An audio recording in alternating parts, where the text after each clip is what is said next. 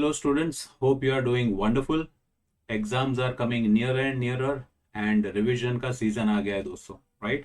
सो हमने सोचा क्यों ना हम एक वीडियो बनाएं जिसमें ऑब्जेक्टिव्स के ऊपर हम काम करें. Objectives very crucial part because objectives will form part of your 20 marks of the examination out of 80 marks. So you can say around 1/4 of the part is objectives, 25% of the objectives, right? Very crucial, very important.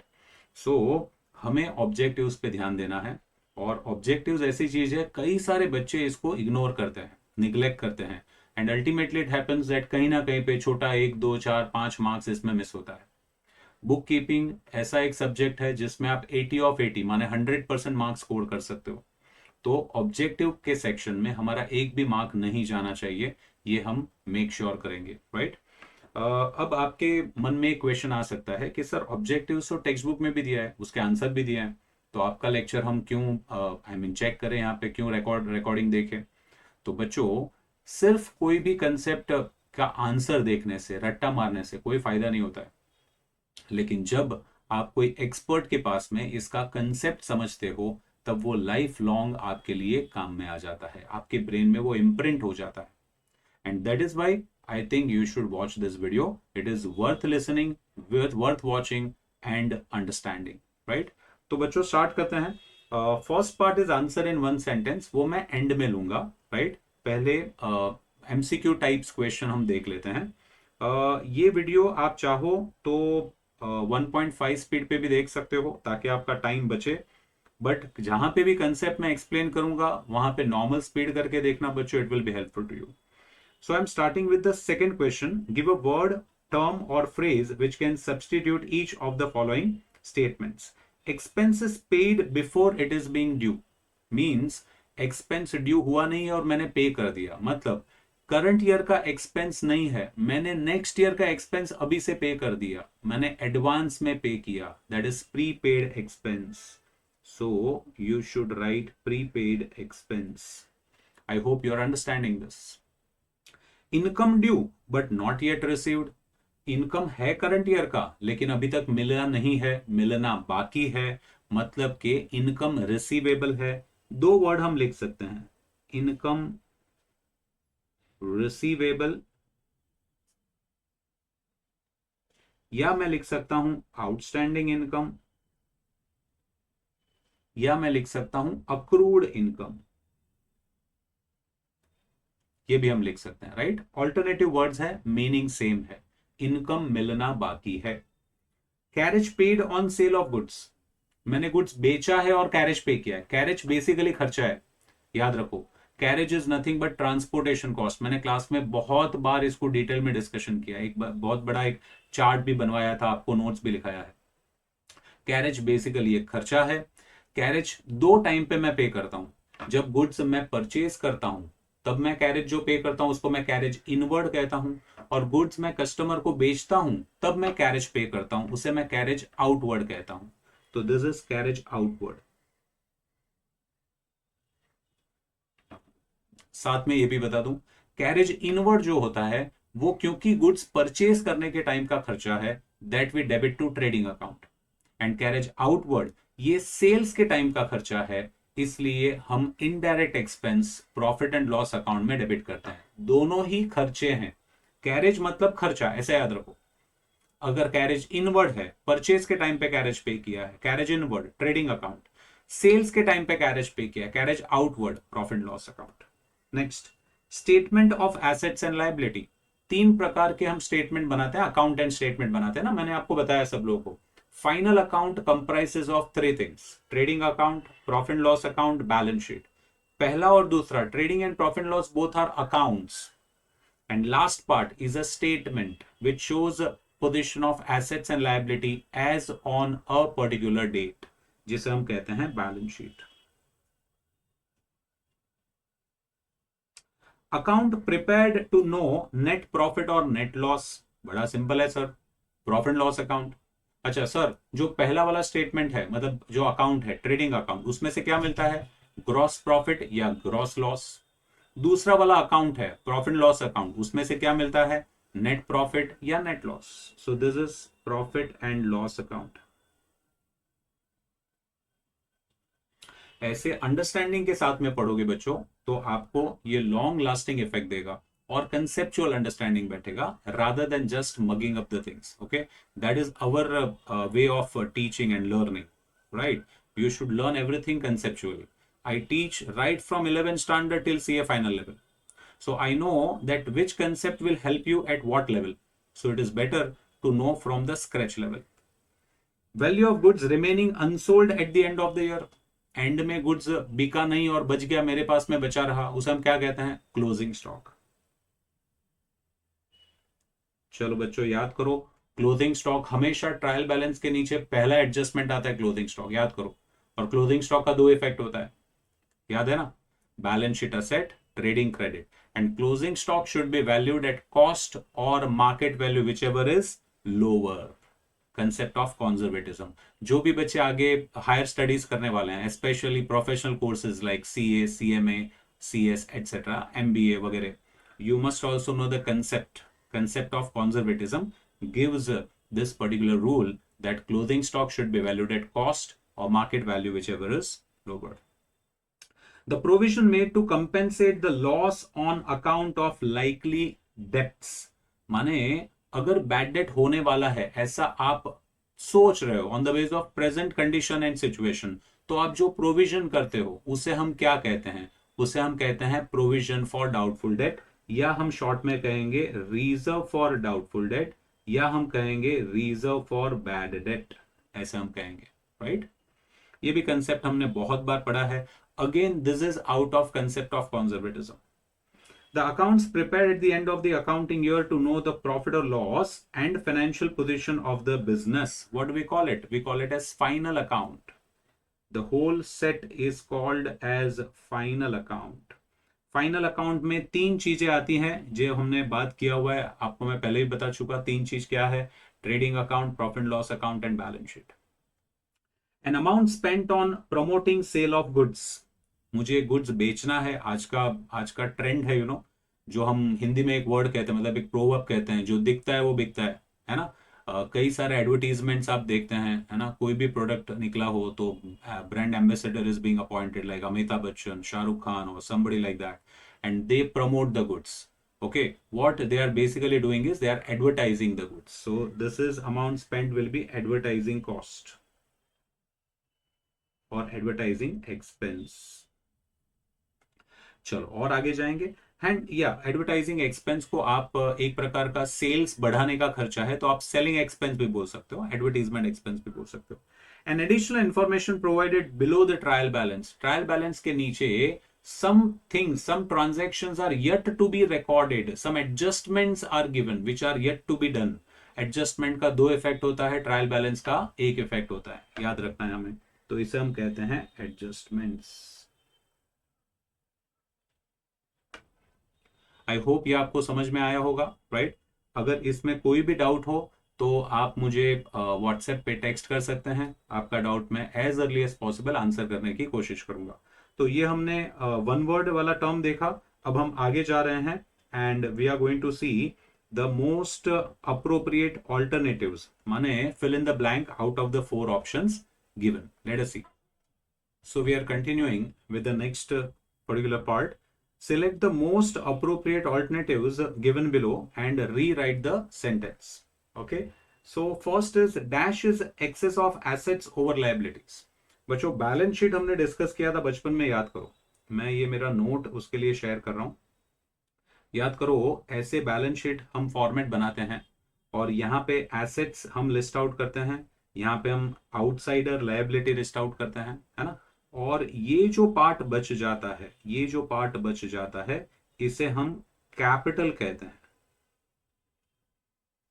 Okay, ऐसा एक equation भी हमने बचपन में पढ़ा है, याद करो. Capital plus outsiders liability is equal to assets. So therefore I can happily say therefore capital is equal to difference between assets minus liabilities. ये आपका एक पर्टिकुलर इक्वेशन कंप्लीट हो जाता है. तो difference of assets and liabilities is called as capital, है ना। तो फर्स्ट का answer will be capital. Okay, we go on the second one. First हमने कंप्लीट कर लिया। Second one, discount earned is transferred to the credit side of profit and loss account. Sir what is the logic, why profit and loss account and why not trading account? बच्चों trading account में direct expenses आता है, manufacturing expenses आता है, okay, factory expense आता है, ऐसा हम बोलते हैं, याद करो। ट्रेडिंग अकाउंट में direct expense, manufacturing expense, factory expense हम रिकॉर्ड करते हैं। जो भी इनडायरेक्ट इनकम्स एंड एक्सपेंसेस है वो हम प्रॉफिट एंड लॉस अकाउंट में रिकॉर्ड करते हैं, right. And discount earned is basically an income connected to your indirect transactions। हाँ, हमने कस्टमर्स को, उन्होंने समझ लो कस्टमर्स ने हमको जल्दी पैसा दे दिया तो हम डिस्काउंट अलाउ करेंगे। वैसे ही हमने क्रेडिटर्स को जल्दी पेमेंट कर दिया तो क्रेडिटर्स मुझे डिस्काउंट ऑफर करेंगे, है ना। तो वो मैं यहाँ पे इनकम लिखता हूं। So that will go into profit loss account. Dash is a statement which shows the financial position of a business on a specific date। कौन सा स्टेटमेंट होता है, याद करो। फाइनल अकाउंट में तीन पार्ट होता है, ट्रेडिंग अकाउंट होता है, प्रॉफिट लॉस अकाउंट होता है, लेकिन बैलेंस शीट स्टेटमेंट होता है। So the answer, correct answer is balance sheet is a statement which shows the financial position of the business. Fourth one, outstanding expenses are shown on the dash side of the balance sheet। Outstanding expenses refers to what? Basically liabilities payable। Outstanding expense मतलब expense payable है, मतलब वो liability है। So on the liability side of the balance sheet। Number 5, interest on drawings is credited to dash account। बच्चों इसके लिए drawings क्या होता है वो समझना जरूरी है, तो आपको ये ऑटोमेटिकली आंसर लॉजिकली समझ में आ जाएगा।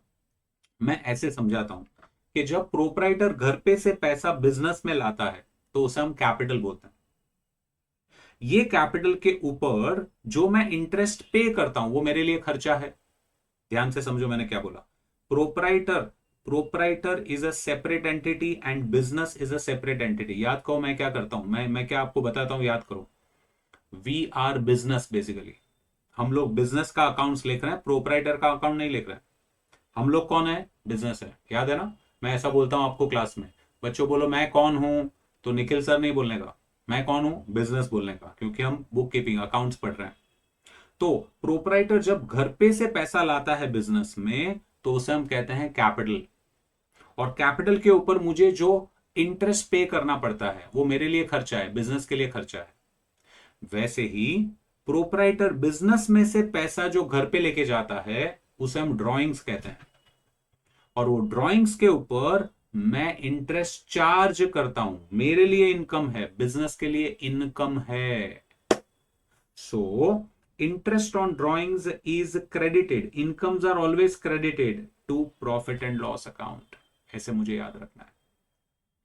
अगर इंटरेस्ट ऑन कैपिटल होता तो डेबिटेड आता था, वो खर्चा है, खर्चा are always debited. Nominal account का रूल है, याद करो, debit all expenses and losses, credit all incomes and gains, nominal account. तो अगर इंटरेस्ट ऑन कैपिटल होता तो debited to profit and loss account, interest on drawings है, credited to profit and loss account. Number 6, debit balance of trading account means. हाँ, ये भी बहुत important है बच्चों। सबसे पहले तो आपको एक बात बताऊं कि ये डेबिट बैलेंस और क्रेडिट बैलेंस आधे से ज्यादा बच्चों को पता नहीं चलता है ना। इसलिए मैं क्लास में बार बार मैंने ये समझाया है। याद करो जब हम लेजर का चैप्टर पढ़ रहे थे, आपको लेजर क्लोजिंग में मैं हर बार ये लिखाता था। ये जरा एक बार डिस्कस करते हैं कि ये डेबिट बैलेंस और क्रेडिट बैलेंस क्या होता है। Let me discuss this. समझ लो ये एक लेजर है, हाँ, लेजर ऑफ लेट अस से rent account. Okay, rent account आपने जब जब पे किया तो आपने एंट्री पास किया होगा, rent account debit to cash. Okay, whatever amount जो भी है पे किया आपने। At the end of a month और ईयर आपने ये रेंट को क्लोज किया, और क्योंकि ये डेबिट साइड है, ये क्रेडिट साइड है, डेबिट साइड का अमाउंट ज्यादा है, इसलिए ये क्लोजिंग बैलेंस आया, बाय क्लोजिंग बैलेंस। तो ये पर्टिकुलर बैलेंस को मैं क्या कहूंगा, इसको मैं डेबिट बैलेंस कहूंगा। मैं क्या कहता था याद करो, क्लास में मैं आपको क्या समझाता था, ये बैलेंस का जन्म इसलिए हुआ है क्योंकि इसके माता पिता जो है ना, ये ऐसे करके हुआ, ये डेबिट वाला ज्यादा है, क्रेडिट वाला लेस किया करके हुआ, इसके माता पिता डेबिट है, so this is called as debit balance. याद करो मैं आपको बताता था, है ना, इसका जन्म कहां से हुआ है, डेबिट से हुआ है, इसके माता पिता डेबिट है, तो इसलिए हम इसको डेबिट बैलेंस कहेंगे। कुछ बच्चे क्वेश्चन करते हैं, अरे सर ऐसा कैसा, ये तो अपीयर हो रहा है क्रेडिट साइड पे। वो अपीयर हो रहा है क्रेडिट साइड पे, लेकिन इसका जन्म कहां से हुआ है, डेबिट हैवी है इसलिए हुआ है, that's why this is debit balance. ऐसे आपको याद रखना है। और जब ये ट्रांसफर होगा ना, नेक्स्ट पीरियड में जब ट्रांसफर होगा, तो ये ट्रांसफर होके डेबिट साइड पे ये जाने वाला है, ओके, बिकॉज ये डेबिट बैलेंस है, तो वो डेबिट साइड पे जाएगा to opening balance brought down, ऐसे करके यहां पे आएगा, like this it is going to come, right? So what do we call as debit balance? And in that case, opposite of this, let us say income का account है, कोई भी income पकड़ लो, डिस्काउंट अर्न या whatever, ये credit ये debit. जब आपको मिला होगा, आपने एंट्री पास किया होगा, cash account debit to income वगैरह वगैरह वगैरह, यहाँ पे आपने लिखा होगा no amount whatever whatever whatever whatever, फिर आप इसे क्लोज करोगे और फिर यहाँ पे बैलेंस आएगा। ये बैलेंस कैसे आया, इसके माता पिता कौन है, क्रेडिट है, तो इसको हम बोलेंगे क्रेडिट बैलेंस। ये जो है वो क्रेडिट बैलेंस है। यहां पे हम लिखेंगे to balance carried down, next period में क्रेडिट साइड पे आएगा by balance brought down, right? I hope this clear. So अभी हम ये आंसर में आते हैं। ओके, सो कैरेज, अच्छा, debit balance of trading account means what, हाँ तो ये भी बात कर लेते हैं। ट्रेडिंग अकाउंट में, चलो मैंने यहाँ पे लेजर बनाया ही है तो साथ में दिखा देता हूं। ट्रेडिंग अकाउंट में अगर डेबिट बैलेंस आया तो उसे हम क्या कहेंगे, देखो ये क्वेश्चन में अगर आप देखोगे तो उसमें क्रेडिट हैवियर है, ये बैलेंस है ना, मैंने देखो यहाँ पे लिखा है, मैंने आपको थोड़ी देर पहले ही कहा कि मैं क्लास में हमेशा ही लिखवाता हूं आपको, ये क्रेडिट बैलेंस है। Credit balance is always profit, nominal account का रूल है, credit all incomes and gains. तो अगर यहां पे बैलेंस आया होता, ये बैलेंस अगर आया होता तो उसे हम बोलते थे डेबिट बैलेंस। तो उसको नाम क्या देते थे, प्रॉफिट का उल्टा क्या होता है, ग्रॉस लॉस। तो डेबिट बैलेंस ग्रॉस लॉस कहा जाता है in your trading account, right? तो यहां पे the answer should be gross loss, debit balance of trading account gross loss. Next, carriage inward is debited to trading account, हम already discuss कर चुके हैं आगे वाले पार्ट में, तो I need not again explain this part, I think you should be able to get it. Next, excess of credit over debit in profit and loss account indicates what, credit ज्यादा है debit कम है, credit ज्यादा होके balance आएगा, माता पिता credit है इसलिए हम क्रेडिट बैलेंस बोलते हैं और उसको हम नाम देते हैं नेट प्रॉफिट, राइट? क्रेडिट ज्यादा है, नेट प्रॉफिट। देखो यहां पे मैंने लेजर भी बनाया है तो उसमें ही मैं आपको डिस्प्ले कर देता हूं, ये मैंने लेजर बनाया है, प्रॉफिट लॉस अकाउंट है, तो ये प्रॉफिट लॉस अकाउंट में क्रेडिट ज्यादा है, ये क्रेडिट बैलेंस हम कहेंगे और क्रेडिट बैलेंस को हम प्रॉफिट बोलते हैं, net profit. I think clear है। Going on the next, closing stock is always valued at cost or market price whichever is lower or less, that comes from the concept of conservatism, I have told you.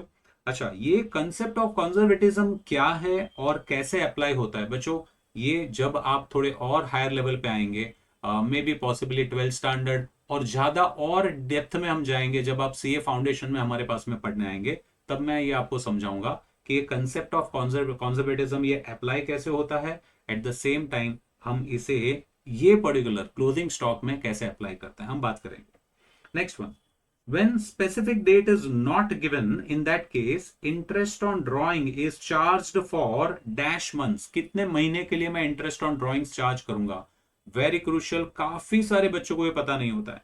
मैंने class में ये भी बताया है कि ये rule क्यों है, ये भी मैंने बताया है, फिलहाल मैं शॉर्ट में डिस्प्ले कर रहा हूं फॉर 6 months वी अप्लाई। हाँ, आप 12 महीने के लिए इंटरेस्ट ऑन ड्रॉइंग्स नहीं अप्लाई करते हैं। स्पेसिफिकली व्हेन इंटरेस्ट ड्रॉइंग्स का डेट आपको नहीं दिया है, you applied for 6 months, right. क्यों होता है, अगेन आप जब नेक्स्ट लेवल में मेरे पास में आओगे तब हम डिटेल में डिस्कस करेंगे, right.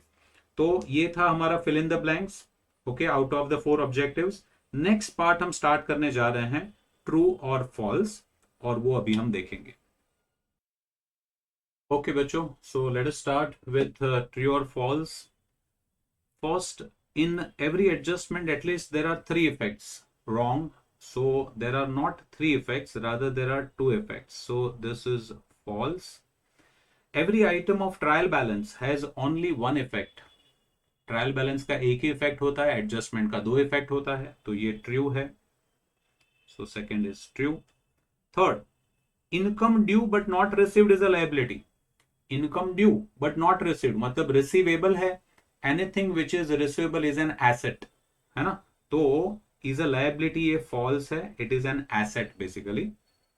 Fourth, goodwill is not a fictitious asset. बच्चों, actually goodwill is an intangible asset. There is a difference between intangible and fictitious. वो अलग बात है कि 11th लेवल के लिए ये इंटरचेंजेबली हम यूज कर सकते हैं, इसलिए इसको हम यहां पे फॉल्स की कैटेगरी में लिख रहे हैं, बट एक्चुअली स्पीकिंग ये ट्रू होना चाहिए। It is not a fictitious asset, it is an intangible asset, right. पर ये फॉल्स की कैटेगरी में यहां पे हम लिख रहे हैं बिकॉज इंटरचेंजेबली ये यूज कर सकते हैं। तो हम यहां पे इसको फिक्टिशियस की जगह पे इंटेंजिबल वर्ड यूज कर लेते हैं, तो ये आंसर फॉल्स करेक्ट हो जाएगा। मतलब ये फॉल्स है, goodwill is not an intangible asset, it's false, it is an intangible asset. Fifth, credit balance of profit and loss account shows net profit. True. Credit balance shows net profit. That is true. Right? So that was true or false. ये section भी बड़ा interesting है, आपको बहुत ध्यान से sentence पढ़ना होगा, क्योंकि हो सकता है कि सेंटेंस शायद थोड़ा ट्रिकी बना दिया होगा, है ना, तो आपको अकॉर्डिंगली आंसर देना होगा, राइट। अब हम नेक्स्ट पार्ट पे जा रहे हैं, that is fill in the blank. Question number 5 पे हम जाएंगे। Fine. So fill in the blanks. First, gross profit is being transferred to. देखो बच्चों, ग्रॉस प्रॉफिट मिलता कहां से है, ट्रेडिंग अकाउंट से मिलता है। तो ट्रेडिंग अकाउंट से जो रिजल्ट मिला वो हम ट्रांसफर करते हैं प्रॉफिट एंड लॉस अकाउंट में, और प्रॉफिट एंड लॉस अकाउंट में से जो रिजल्ट मिलता है वो हम ट्रांसफर करते हैं बैलेंस शीट में, राइट, कैपिटल अकाउंट में हम आइडियलाइज करते हैं। तो gross profit is being transferred to profit and loss account. Next, debit balance of trading account indicates what. Trading में डेबिट ज्यादा है मतलब खर्चा ज्यादा है, तो लॉस हो गया, तो इसे हम कहेंगे gross loss. Income receivable, anything which is receivable is an asset, so it appears on which side, asset side of the balance sheet.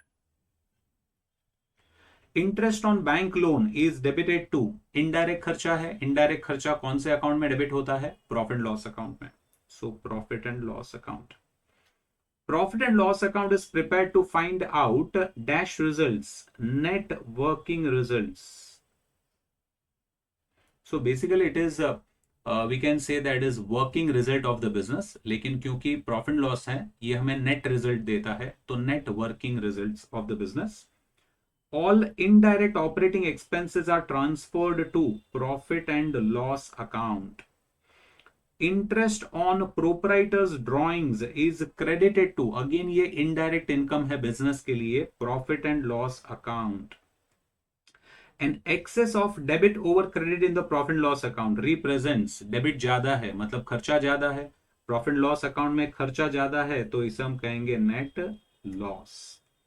All direct expenses are transferred to trading account, direct खर्चे trading account में, indirect खर्चे profit loss account में। Balance sheet is dash of assets and liabilities. It's a statement of assets and liabilities, right? So that was fill in the blank. Now we are moving ahead to the next part, and that is find the odd one part पे हम जा रहे हैं। Okay बच्चों, so the next part find the odd one. First part, rent, salary, insurance, plant and machinery. Find the odd one. हाँ, इसमें से आपको कौन सा ऑड टर्मिनोलॉजी लग रहा है? तो आप अगर देखोगे तो रेंट, सैलरी, इंश्योरेंस, ये सारे P&L में डेबिट होने वाले इनडायरेक्ट खर्चे हैं, लेकिन plant and machinery is an asset. This is odd thing out. Okay. Second, purchases, clothing stock, debtor, factory rent. अगर आप देखोगे तो purchase, clothing stock, factory rent, ये सब ट्रेडिंग अकाउंट में आता है. डेटर एसेट है जो बैलेंस शीट में आता है, तो ऑड टर्म आउट है. Third, capital, bills payable, debtor, outstanding wages. अगर आप ये देखोगे तो इसमें आपको क्या ऑड थिंग आउट दिख रहा है? देखो जरा, आपको क्या लग रहा है? देखो, ये सारा लायबिलिटी साइड पे आता है. Capital liability, bills payable liability, outstanding liability. एक एसेट वाला आइटम है एंड दैट इज डेटर्स वाला पार्ट, है ना. फोर्थ वन चेक करें. Advertisement, travelling expenses, factory rent, insurance, ये सारे P&L डेबिट में होते हैं. ये एक खर्चा जो है वो आपका ट्रेडिंग डेबिट वाला आइटम है. फैक्ट्री कनेक्टेड खर्चा माने ट्रेडिंग डेबिट आइटम है. Fifth, cash in hand, debtor, outstanding income, reserve for doubtful debt, ये सारे एसेट्स हैं. ऑब्जर्व करो. हाँ, ये भी एसेट है. यस, ये भी एसेट है. ये जो है ना, ये प्रोविजन है, रिजर्व फॉर डाउटफुल डेट, है ना. It's a credit balance. Basically ये डेटर में से लेस होता है क्योंकि इसका क्रेडिट बैलेंस होता है. तो ये ऑड टर्म आउट है. Let us take the seventh one. Do you agree or disagree with the following statement? First one, reserve for doubtful debt is created by debiting profit and loss account. Yes, we agree with this. Either yes लिखो या agree लिखो, एक ही बात है.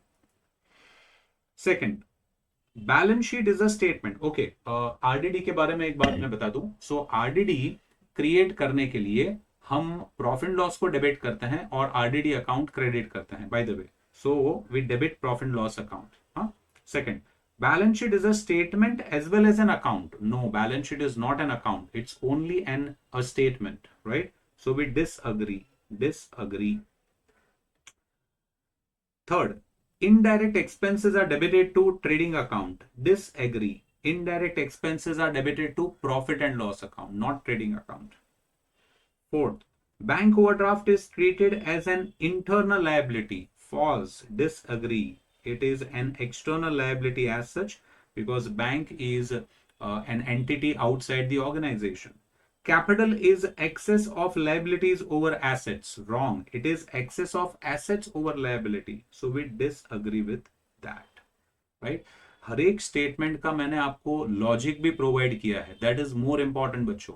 वो जानने की कोशिश करना, समझने की कोशिश करना, आपके लिए ये बेहतर होगा for further studies. Right? Accounts में आप बेस इतना स्ट्रॉन्ग बना लो कि आपके लिए ये एक सब्जेक्ट हो जाए जो मैक्सिमम स्कोरिंग सब्जेक्ट बन सकता है. Right? That is possible. Okay, so now we are going on the next part, that is correct and rewrite the following statements. Now we are coming to correct and rewrite the following statement. Again, this is a very nice and important section. So for this, your conceptual knowledge is required, right? देखते हैं. First item, balancing figure of trading account is net profit or net loss. It is not correct. Balancing figure of trading account should be gross profit or gross loss होना चाहिए, because trading account में हमें जो मिलता है वो gross profit या loss मिलता है. प्रॉफिट एंड लॉस अकाउंट में जो मिलता है वो नेट प्रॉफिट या नेट लॉस मिलता है. Second, all direct expenses are debited to profit and loss account.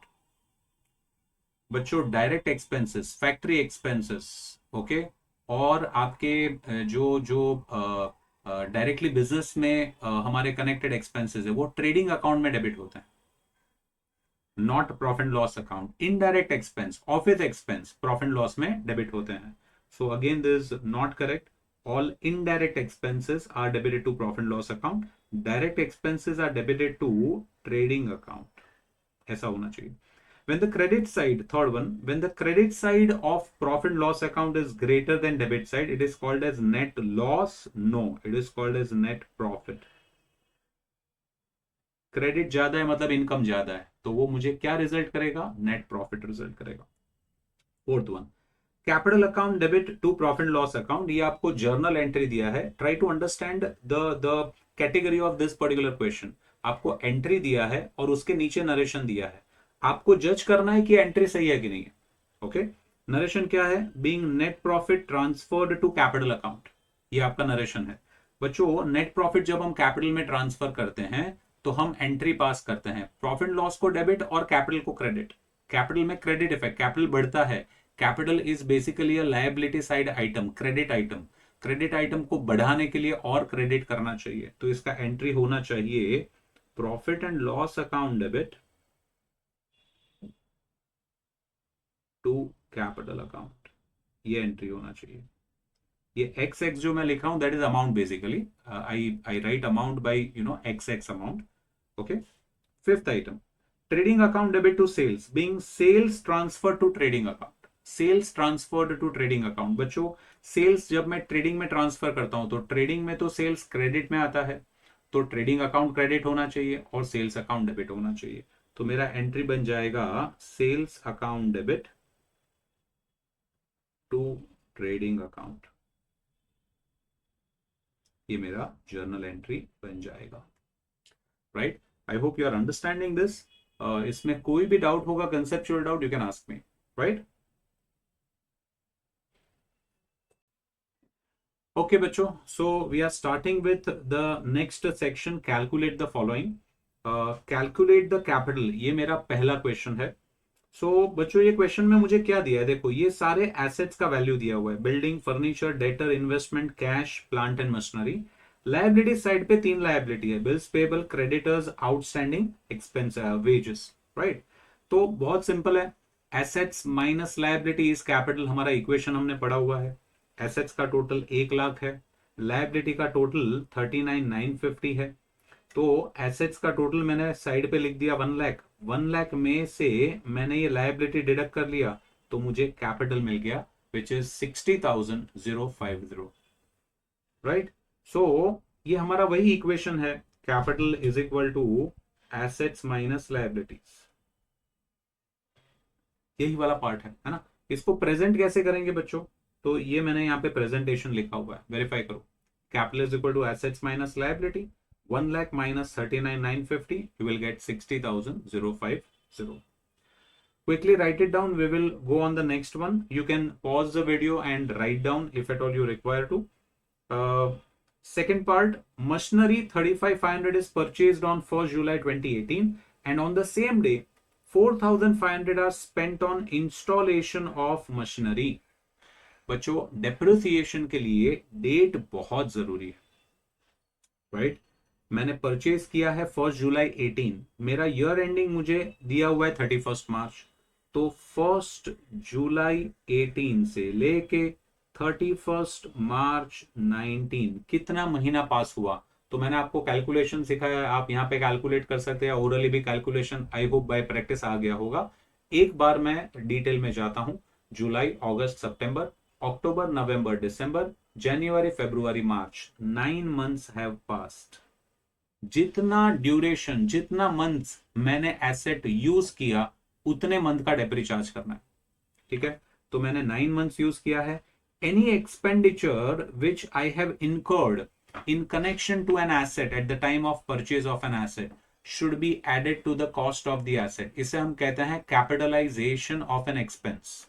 Okay, ये अकाउंटिंग टर्मिनोलॉजी है, मैं क्लास में बार बार ये बोलता हूं ताकि आपको ये इम्प्रिंट हो जाए। तो ये मैं एक्सपेंस में ऐड करूंगा और फिर 7% पर एनम अप्लाई करूंगा। इसका प्रेजेंटेशन हम कुछ इस प्रकार से कर सकते हैं, बच्चों चेक करें। सो 9 months I have to charge depre for 9 months। Cost of the machinery on 1st July 18 35,500 है, वेरीफाई करो। एड इंस्टॉलेशन चार्जेस हमने ऐड कर दिया, 4,500 ऐड हो गया, टोटल कॉस्ट हो गया 40,000। 40,000 पे 7% for 9 months out of 12 months, ये आप कैलकुलेशन करेंगे तो आपको आंसर मिलेगा 2,100। That should be the depreciation for 9 months। ये बहुत इंपॉर्टेंट था, you should add installation charges any cost incurred at the time of purchase of an asset should be added to the cost of the asset. Capitalization of an expense. Quickly going on the next one. Mr. Pramod borrowed a loan from State Bank of India, 3,50,000. अभी loan का बात है तो जरूर they will ask you to calculate the interest on, right? बड़ा simple सा assumption है, expectation है. On 1st October 18, again date is important.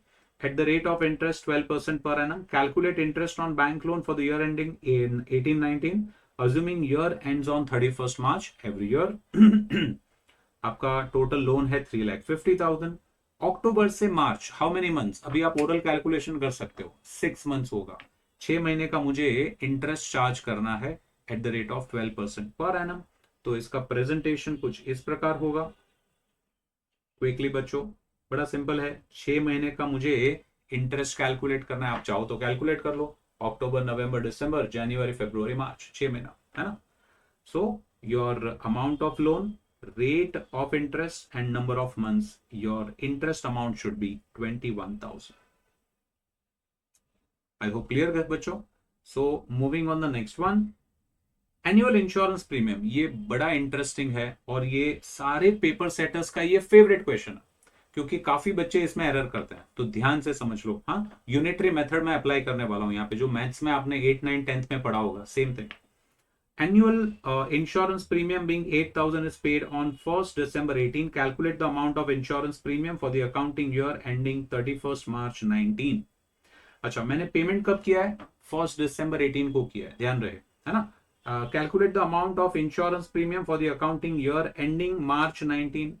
मतलब करंट ईयर में कितने महीने मैं ये इंश्योरेंस प्रीमियम मेरा खर्चा गिनूंगा. तो इट विल बी दिसंबर, जनवरी, फरवरी, मार्च, 4 महीना. ध्यान से समझो. प्रेजेंटेशन कैसे करेंगे बच्चों? ध्यान से, very carefully. Insurance premium is being paid on 1st December for 12 months. I have paid, मतलब 1st December 18 को पे किया है till next year 1st December 19 तक. लेकिन मेरा ईयर एंडिंग कब तक का है? मार्च 19 तक का है ना. My year ending is up to March 19. तो करंट ईयर में मैंने खाली 4 महीने का प्रीमियम पे किया है. नहीं समझा? देखो, 1st December 18 से लेके 31st March 19, कितने महीने पास हो गए? करंट ईयर में कितने महीने पास हो गए? सिर्फ 4 महीने, ओनली 4 मंथ्स. नहीं, देखो, दिसंबर, जनवरी, फरवरी, मार्च, 4 महीने. मतलब करंट ईयर में तो 4 ही महीने का एक्सपेंस गिना जाएगा. ओके, आपने पे किया है 12 महीने का 8,000 रुपया. तो करंट ईयर का 4 महीने का कितना? करंट ईयर का 4 महीने का कितना? Unitary method, cross multiplication. Current year का खर्चा तो बॉस आएगा 2,667 ओनली. नहीं, हिंदी भी आता है, 2,667 हिंदी भी आता है. हाँ, 2,667 आएगा. तो सर बाकी का अमाउंट 5,333 क्या होगा? That you have paid for the next year. So you have paid it in advance. We call it as prepaid insurance. हम ऐसा कहते हैं, right? करंट ईयर का खर्चा पूछेंगे, it should be 2,667. Please write down carefully बच्चों, and immediately we will go on the next one. Last one. Calculate the gross profit और gross loss. बड़ा सिंपल है. ट्रेडिंग अकाउंट बनाओ, आपका काम हो जाएगा, है ना. कौन सी बड़ी बात है. ट्रेडिंग के डेबिट साइड में फॉर्मेट याद करो. ओपनिंग स्टॉक पहले आता है, फिर परचेज लेस रिटर्न आता है, carriage inward any manufacturing expenses if at all. Credit side पे क्या आता है? Sales less returns, closing stock. Tally करो. क्रेडिट ज्यादा है तो आपको क्रेडिट बैलेंस मिलेगा ग्रॉस प्रॉफिट. अगर डेबिट ज्यादा है तो डेबिट बैलेंस मिलेगा ग्रॉस लॉस. प्रेजेंटेशन कैसे करेंगे? चलो चेक करो. आपने ऐसा ट्रेडिंग अकाउंट कुछ बनाना है, वेरीफाई करो. आपको जो जो डेटा दिया हुआ है, जो भी आपको डेटा दिया हुआ है, वो डेटा के हिसाब से आप लिखते जाएंगे and then you will keep on making the things. हाँ, थोड़ा कैमरा मेरा हिल गया था, कोई बात नहीं. ट्रेडिंग अकाउंट, आपको डेटा क्या क्या दिया है वेरीफाई करें. चेक. हाँ, आपको पहले परचेज दिया है 15,500 inner column, because there is one purchase return also given, so I am writing in the inner column. Sales 30,000, check करो. कैरेज इनवर्ड 1,200 खर्चा है, डायरेक्ट खर्चा. Opening stock 5,000 as per the format, पहला item. Purchase return less from purchases, outer column 15,000, closing stock 18,000, balance the trading account, you will get gross profit 26,800, right. तो बच्चों इस प्रकार से हम ये पार्ट सेक्शन हम कंप्लीट कर सकते हैं। इंपॉर्टेंट सेक्शन था, छोटे questions, tricky questions, but conceptually आप पढ़ेंगे, बहुत सिंपल है बच्चों, बहुत सिंपल है, right.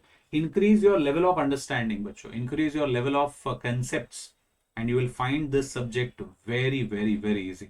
Believe me, this is the most logical subject, okay, जिसमें आपको कोई ज्यादा ब्रेन अप्लाई नहीं करना है। एक बार आप कंसेप्ट समझ लो, मीनिंग समझ लो, then naturally you will start solving the question. It will become as smooth as just drinking your favorite drink, right?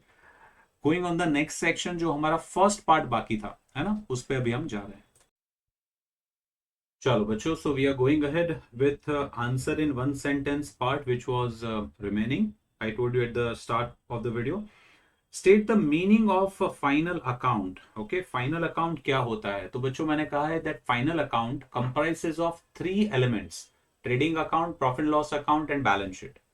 Trading and profit loss both are accounts, whereas balance sheet is a statement which shows you the position of assets and liabilities, right? So final account is set of 2 accounts and 1 statement known as trading account, profit loss account and balance sheet. It is prepared at the end of the accounting year. Reason is important, to determine the profit and loss and financial position of the business. तो हम ऐसे बोल सकते हैं that trading account and profit loss account we arrive to understand how much profit we have earned. Trading account gives a result of gross profit or gross loss. Profit loss account gives a result of net profit or net loss. And balance sheet is a statement which gives you the position of assets and liabilities. That is why we prepare the final account, right?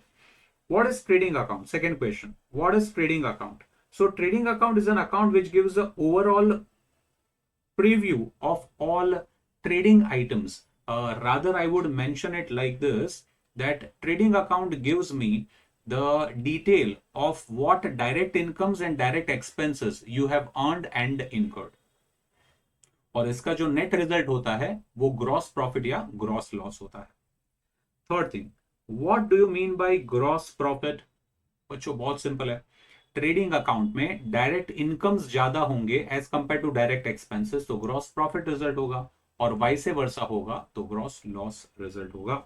So gross profit or gross loss is a result derived after all items are recorded in the trading account when the total of credit side is higher than the total as compared to the total of the debit side. It is known as gross profit or credit balance. Credit side is higher. Incomes represent credit side. When incomes are higher than direct expenses, we get gross profit. Fourth one, what do you mean by profit and loss account? जैसा trading account direct income और expense था, वैसे ही profit loss account indirect incomes and expense का एक summary है, और उसमें जो रिजल्ट मिलता है उसे हम नेट प्रॉफिट या नेट लॉस कहते हैं।